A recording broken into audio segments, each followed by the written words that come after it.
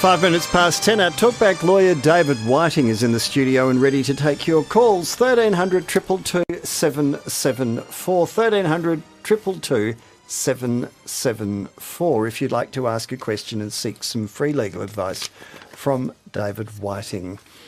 Morning to you, David. Good morning, John. Legal news, is there much around? People have been on holidays, legal break. Oh, what about a $5 billion damages fine in the EU against Google for requiring phone manufacturers to bundle Google apps with Android, which is a Google product anyway? I think they said that was 14 minutes worth of revenue or something, didn't they? It's certainly not a large amount of money. I always get frustrated when... It's not a large amount of money. For that organisation. And what I always get frustrated by, where I think that the fine should in some way relate to the commercial profit that's been gained by an organisation. That isn't the way it works. No. There was New South Wales report about the possibility of changing industrial laws in that state to offer better protection for people who are what they call gig workers, so the people who deliver meals and those kinds of things.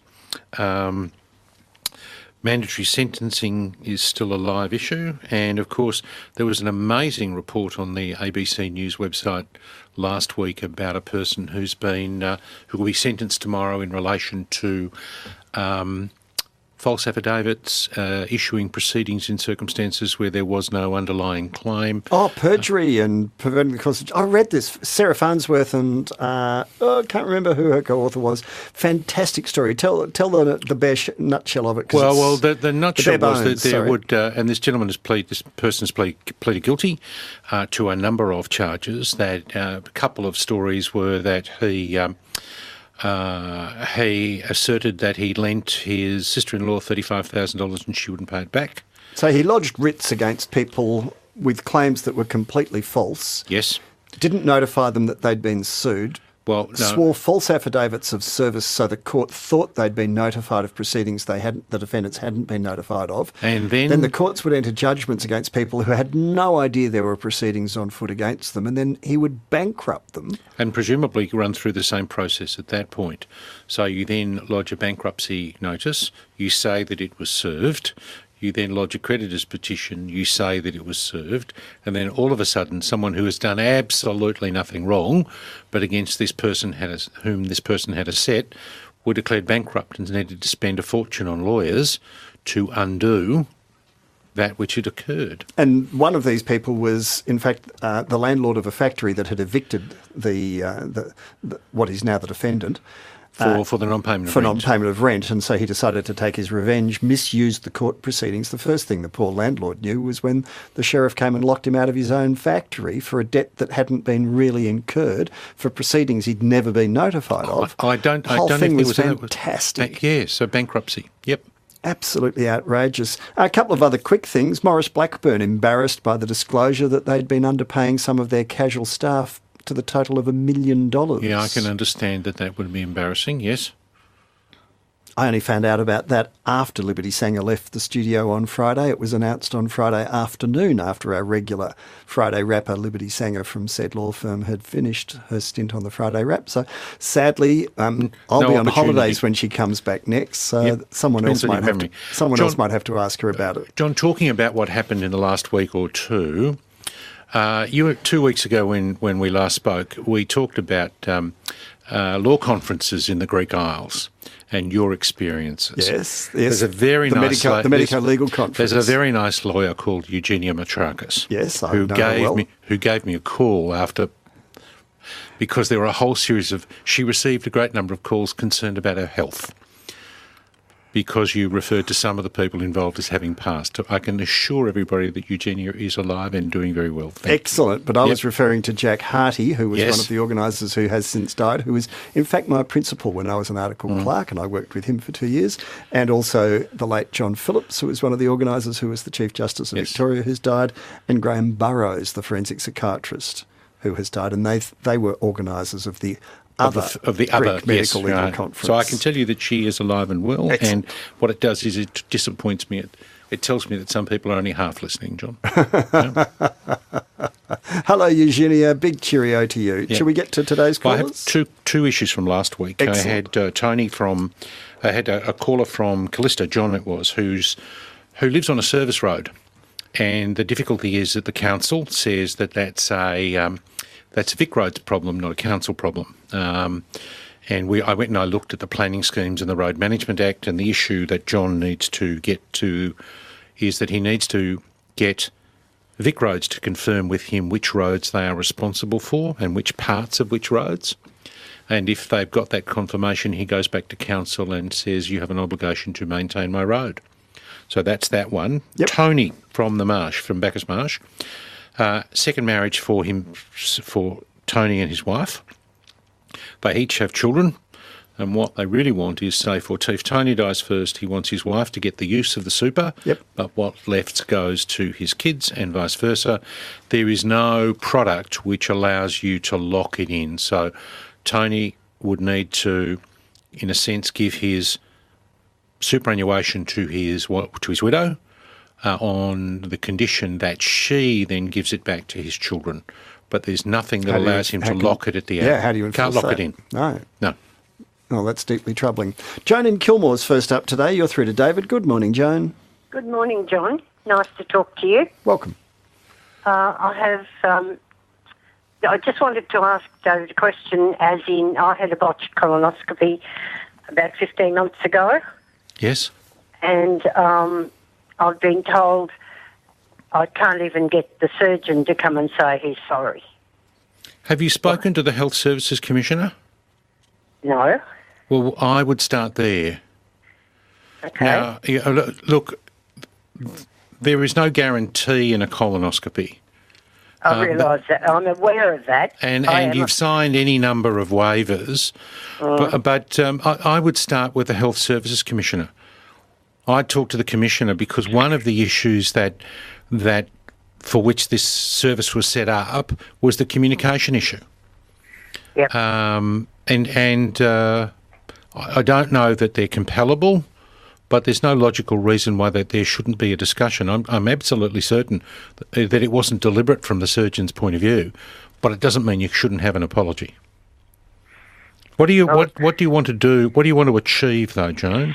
I just want this man who absolutely threw my life into total upside down for 15 months Yes. to say, look, I'm sorry, but I did tell you that this sort of thing could happen.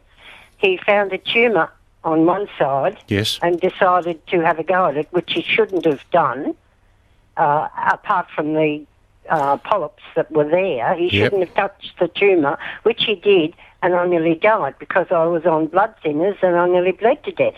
Oh, dear. But the doctor would have known you were on blood thinners because that's a question they ask at the start. That's right. So Health Services Commissioner is where I would start. All right? Okay, have you got a phone number? No, but if you Google or look, Health Services Commissioner is in the book. Health Services Commission. Yes. Okay, thank you very much. Pleasure. And Thank you, Joan. You sound in good health today, and it sounds to me as if it may have been pretty frightening at the time, but you've fully recovered. Is that right? Yes.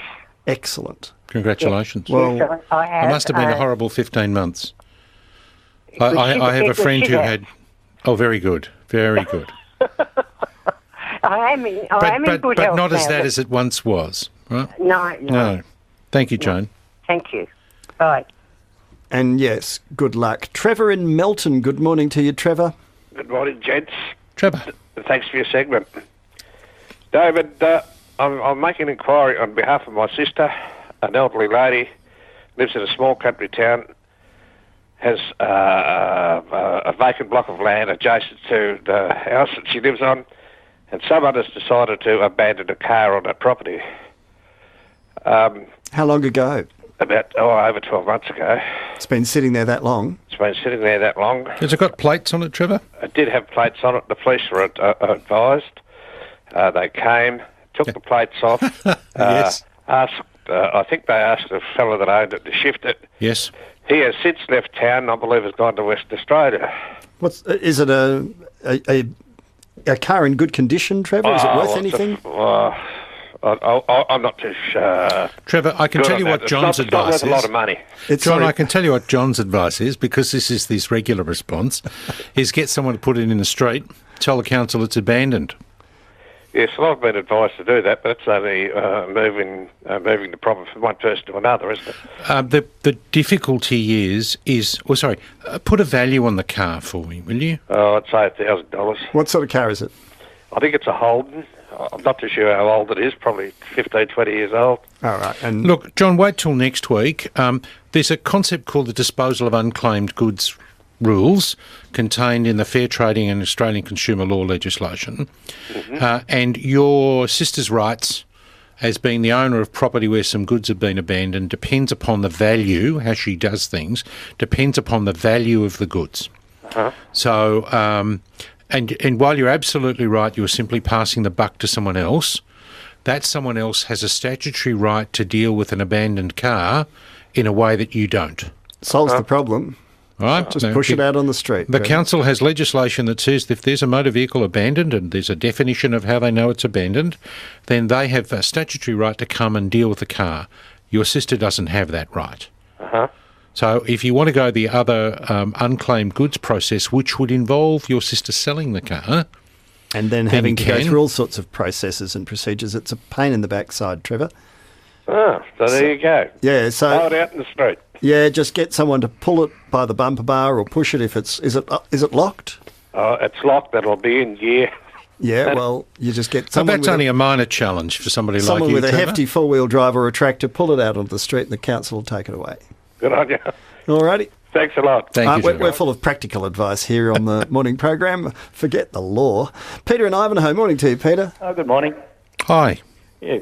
I just had a quick question regarding a small accident I had at one of the local hardware stores. Oh, dear. And Yes. just standing next to the cashier, and someone came with one of those big trolleys and knocked me over. Yes. Oh, whoa. Yeah, so it wasn't good. I sort of sprained an ankle coming down and then hit my head on their trolley coming down, and so had a couple of injuries there. And I was just wondering what sort of liability they have. Would I be covered for, sort of... They will have public liability cover. Yeah. So you will have the right to make a claim on their insurance policy. Yep. Well, you actually make a claim against them, and their insurance policy will represent them. Yeah. I was a bit disappointed. I was pretty much right next to the cashier, and I said, look, can we just get this solved? If you could just help me with the medical costs, I'd be happy with that. And they've just rejected everything. On the basis that? That it was someone else, it was a person from the public who hit me, therefore they weren't liable. Okay, so... But I disagree, and I disagree because there could easily logically be an arrangement by which the trolley that you're talking about could have been kept separate from the people who didn't have trolleys. Peter, did you suffer loss of income? Not really. I'm self-employed. You could do that, but I wasn't interested. I just wanted to get the medical bills covered. That's all I wanted. Sure, but if you go off and see a lawyer and take them on, then they'll want to make your claim for as much as possible. So loss of income is a considerable part of what you will be claiming. Yeah, I was disappointed in the way they reacted. I mean, whack them. Yeah, that's what I was thinking. The difficulty you'll have, Peter, if your claim's for $1,000, you're not going to find a lawyer who's particularly interested. No, that was the reason I rang. Nothing personal about it, but they'll think that's the fact. But if you broke your ankle, you've been out of action for more than a little while. No, I didn't break it. I sprained the ankle. I could still hop about. How long did you lose income for? Look, I'm self-employed, so I just work from home for the next week or so. You're not getting it, are you, Peter? Yes, I am getting it, yes. Try again. How long did you lose income for, Peter? Yes, probably a week or so. No. Anyway, look, I think, what do you reckon, David? Peter, if I said that, I'd be touting for business. So I'm not going to say that, and I'm not touting for business. No. I would, look, go off and get the free consultation with the law firms that offer no win, no fee, and get an idea. But you're at the point where I'm not particularly over-optimistic. All right? Oh, really? No. I mean, do I think you'll succeed? Yes. But you've got to take it on for someone who's not going to require you. And can I make this just slightly worse for you? Yeah. If you say that you have a claim against someone else for the medical costs that you're incurring, you can't make a claim on whatever you get back goes back to repay the government. Yeah. All right. So if you've used $1,000 worth of whatever, if the government has contributed $500 to your $1,000 loss, the government gets back the $500. All right. I haven't contributed anything. I've paid for it myself. Yeah, I understand that, but there's a portion they get. Yes. All right. I'd be off to get some advice if I was you, Peter. Yep. Good on you. You'd be Thanks for amazed your how help. creative these people can be when they need to. Yes, I have no doubt about that. Yes. All righty, good on you. Jonathan in Warrandyte. Hello, Jonathan, you're through to David. Good morning, David and John. How are you? Good. I recently rented a house, and then its sordid history of the previous tenants came to light, that they were methamphetamine users, and they also cooked up. Are you the landlord or the tenant, Jonathan? I'm the tenant. Okay. So the landlord, as I inquired and found out the story, and the landlord and both the owner were aware of this, and I was very upset because I should have been told, I thought, and I exposed my children, which are 3 under the age of 13, to this toxic house. I've since done a test of myself, preliminary test, and then we've had testing in which showed it exceeded the 0.5 per 100 square millimetres. And we sent them off to the labs, and it's a very high reading in the place, in all rooms. Jonathan, you have grounds to make an application to VCAT to terminate the tenancy on the basis that it's not fit for human habitation. Whether or not you would then succeed in an action for damages would really depend upon what your damages were. They might be removal costs, they might be the costs of your tests and a few other things, but that would get you out of the lease and give you a claim against the landlord. Yeah, actually, I mean, it's a very tight market in Warrandyte. They're prepared to have the house cleaned and remediated, and I'd like to stay in there and go back once it's clean and safe because, as I say, the market's very tight. So you've got to decide: do you want to get out of the lease, or do you want them to clean up the house? They're very different objectives. They're willing to clean up the house, but I've had to move out the last month. Am I able to claim Absolutely. say, rent? Absolutely. Well, the answer is why should you pay rent when it's not fit for habitation? So if you don't get what you want, your application to VCAT is not to terminate the lease, but your application to VCAT is once the house becomes suitable for full habitation, is to go back and say you want some compensation from the landlord for those issues. Yeah, how does it go in that I occupied from March onwards? It's only came to light the last 2 months. That's all right. The time you didn't know or weren't aware of the risks that existed in relation to the house. You've taken appropriate action since you've known.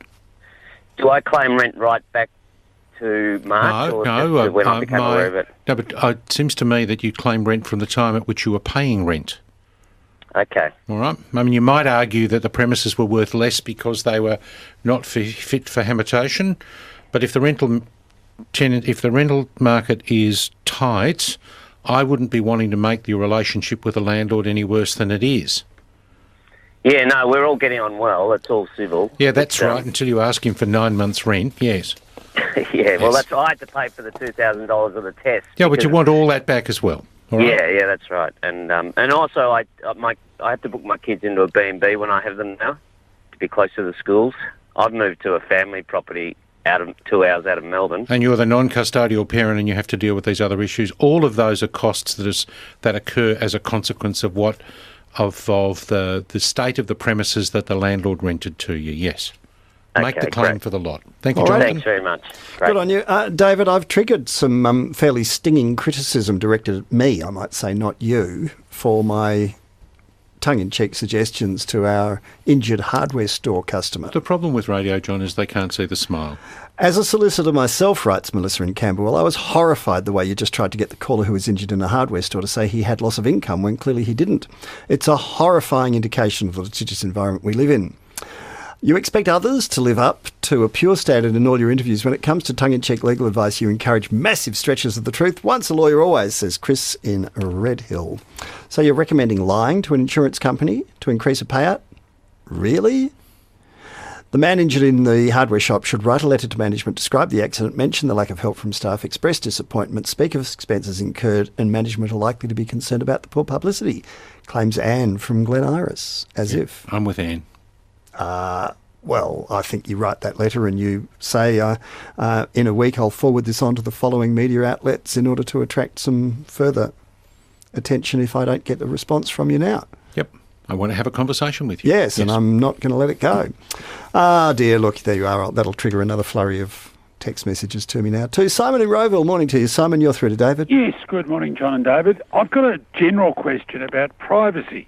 Yes. Yep. Now, at the moment, in the specific instance, I'm participating in the National Bowel Cancer Screening Program, and among the other choice little bits that they have here under your privacy, they say your information may be used by the department or given to other parties for the purposes of research, investigation, or where you have agreed or it is required or authorised by law. Now, Well, that's covered it pretty well, hasn't it? Yeah, my You don't think it's interpretation not of that wide is- enough? Yeah, I reckon that basically says they can give anything to anyone for any reason that they deem fit. Now, my version of that is my information is to be used only for the purposes of conducting the bowel cancer screening test. You mean Full not stop. for the purpose of giving you the outcome? Oh, yeah, well, that's part of the test. No, it's not. Yes, it is. No. It actually specifically says it's part of the test. Okay, yep. They have to. That's one of the things that they say you have to agree that they will contact you to give you the answers to the test. Thank goodness, Don't have really. a problem with that. Yeah. Now, my question in general, and because this applies to so many of these privacy conditions, where they basically reserve the right to give anything to anyone for any reason that they deem appropriate. Yes. As I said, my thing is only for the services being contracted. Yes. Am I able to enforce that? Well, first of all, you can't take away from them something they're authorised by law to do. No, I understand that. Right, okay, well, we've just No, cut one chunk out required of by it. law, but Yeah, sure required there's by- a difference between authorised and required. There is, but if they are permitted by law to do something, you can't take away their right. All right, Simon. Right? It's just encroachment after encroachment. There's my fascination is there are some people overwhelmingly concerned with privacy, and some people who just don't appear to give a damn. I think you're in the first category. Well, and whether privacy, we've spent a lot of time discussing whether privacy even exists anymore, so there we go. Anush in Melbourne, good morning to you. Good morning, gents. Morning. Thanks for taking the call. I have an issue with my car. I bought my car brand new last year. It's a Skoda Fabia, and since then it's broken down 5 times Yes. in the first 12 months, and it has spent 3 months in total in repairs. Yes. Plus the real issues of the breakdown is not known. The car continues to break down even after all these 5 times repairs, and every time they repair it, they give me a full assurances that it's not going to break down, but it breaks down after like a week or a month or so. Is it the same thing? Is it the same fault that's happening each time, Anush? I'm not too sure because they don't tell me exactly what the fault is all the time. They just say... Well, you're driving it, so you know what the problem is it? I'll tell you what. So when I drive it, it just stalls on the road. So when I'm driving on the freeway, it just stops. And is that what's been happening each time? Yeah, most. And they claim they fixed it, and then it keeps happening, and they claim to have fixed it, and it keeps happening. Yeah, Okay. it happened at least last 3 times this year now. And I want to, considering my situation, my question is, what are my legal options in line with my rights according to the law and legal act? And what are... Well, the Australian consumer law gives you rights. You have the right. I mean, it seems to me that 3 months in 12 in the shop having work done to it might get you to the point where it's considered to be a lemon. So if that's the case, you might go to VCAT. You might issue a proceedings under the Australian consumer law arguing that the vehicle is not fit for purpose, and on that basis that you want it dealt with. Now, Would you precede that by writing to them saying, I'm on the cusp of thinking But I'm this? writing to the manufacturer, not the dealer. Yeah, and saying you've got one more chance to fix this, failing which, here's what I'm going to do. And I want you to extend the warranty for the period that this thing's been unavailable to me as a result of your inability to find the problem. All righty, Anush. So on that, I've already returned when it broke down 4th time. So this Is that to the manufacturer or the dealer? Yeah, to the manufacturer, asking them to respond, and they gave me a $200 gift card for it. Now this car is super risky. So the to mat's drive. nice? Yeah, it's like... So, Anush, David's advice is that your next step is to claim the vehicle's not fit for the purpose for which you bought it. Yes, and you have rights under the Australian consumer law, If you buy goods that are not fit for the intended purpose, then you are able to, are not of merchantable quality, you're entitled to say, I want a refund or a fix. Now, they've tried to fix it 5 times. They've failed to fix it 5 times. Now's the time to go to ask VCAT to say, look, I think this vehicle is a lemon and ought not be sold to me. Alrighty, so that's your remedy. And finally, if we can squeeze in Walter from regional Victoria somewhere. Hi, Walter. Good morning, John and David. Walter, fire away. John, I rang you about 8 weeks ago to discuss my FOI to the Victorian Building Authority for access to the list of 1,369 buildings which may or may not have fire risk cladding problems. Yes, yes, I remember. You said you want to know exactly which buildings they are and aren't. That's right. Those are not on public interest grounds. Yep. I've challenged the rejection of the FOI and gone to VCAT yesterday. Good.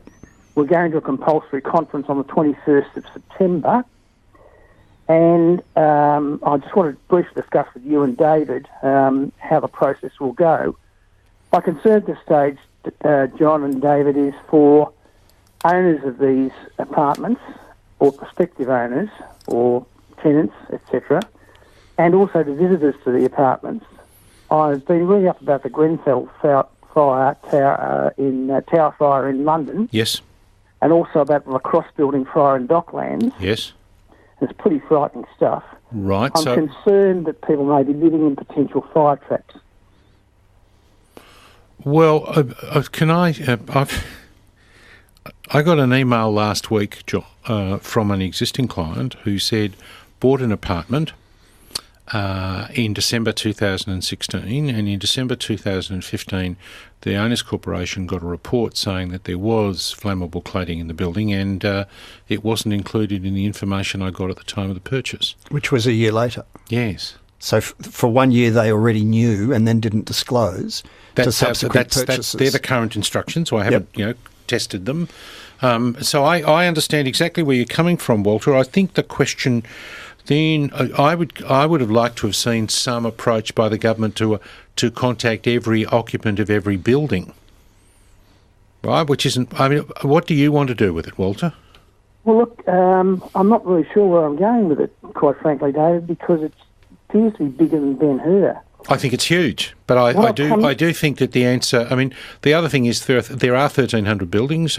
I know that the Building Commission started looking at aged care facilities and other Class 9 buildings to see whether it impacts upon them. And aged care facilities have slower moving residents, so I think it's a real issue. Right. My concern is now extended not just to apartments, but to commercial buildings and also public buildings, particularly hospitals. Yes. Oh, yeah. And your concern, as I understand it, is that they know which buildings they are, so why don't we? And it's a fair point. Let us know and keep us informed as your campaign continues. Thank you, Walter, and thank you, David. Thank you, John. David Whiting, our talkback lawyer. He'll be back at the same time next week. I'll actually be away.